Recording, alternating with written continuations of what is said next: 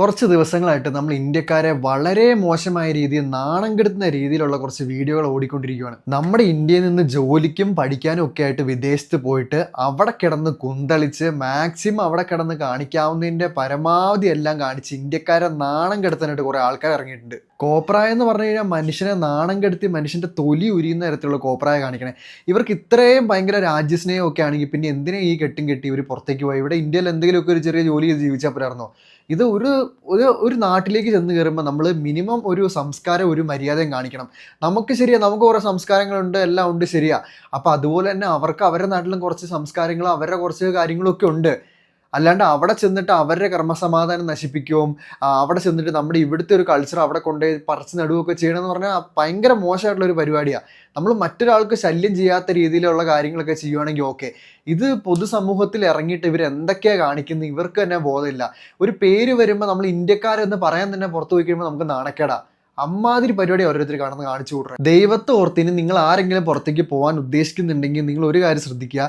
നിങ്ങൾക്ക് പലതരത്തിലുള്ള ആചാരങ്ങളും വിശ്വാസങ്ങളും എല്ലാം ഉണ്ടാവും. പക്ഷേ അത് നമ്മുടെ കൈ മാത്രം വെച്ചാൽ മതി, അല്ലെങ്കിൽ നമ്മുടെ സ്ഥലത്ത് മാത്രം അത് ഇറക്കിയാൽ മതി. സത്യം പറഞ്ഞാൽ നമ്മുടെ ഓരോ വിദേശ രാജ്യങ്ങളിലുള്ള ആൾക്കാർക്ക് നമ്മളോടൊക്കെ ഭയങ്കര പുച്ഛാണ്. കാരണം അവരെ കുറ്റം പറയാൻ പറ്റത്തില്ല. കാരണം ഇവിടുന്ന് ഇന്ത്യക്കാർ ഓരോരുത്തർ അങ്ങോട്ട് കയറി ചെന്നിട്ട് എല്ലാവരെയും ഞാൻ കുറ്റം പറയില്ല, പക്ഷേ ഇവിടുന്ന് കയറി ചെന്നിട്ട് ഓരോ ആൾക്കാർ അവിടെ ചെന്ന് കാണിക്കുന്ന ഓരോ പരിപാടികളെന്ന് പറഞ്ഞുകൊണ്ടല്ലോ നമ്മളെല്ലാവരെയും ഭയങ്കരമായിട്ട് നാണം കെടുന്ന രീതിയിലുള്ള പരിപാടി കിടന്ന് കാണിക്കണേ. ഇതിൽ ഏറ്റവും വലിയൊരു മനോവിഷമം നേരിടുന്ന ആൾക്കാരെന്ന് പറഞ്ഞു കഴിഞ്ഞാൽ ഇവരെ പോലെ തന്നെ അവിടെ ജോലിക്കും പഠിക്കാനൊക്കെ ആയിട്ട് പോയിട്ട് ഇതൊന്നും ചെയ്യാണ്ട് ഒതുങ്ങി ജീവിക്കുന്ന കുറേ ആളുകളുണ്ട്.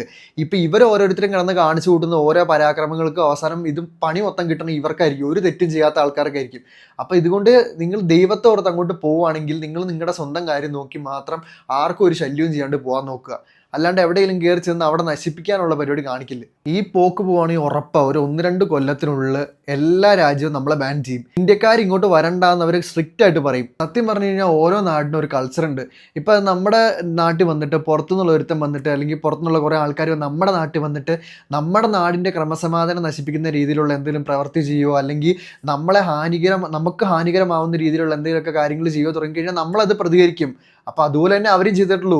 കാരണം ഇതപ്പോൾ എത്ര നാൾ മുമ്പ് തുടങ്ങിയ സംഭവമായിരിക്കും ഒന്ന് ആലോചിച്ച് വെക്കുക. ഇവർ പെട്ടെന്ന് ഒരു ദിവസം കൊടിയും മറ്റേ പ്ലക്കാർഡും പിടിച്ചിറങ്ങിയ ആൾക്കാരല്ല.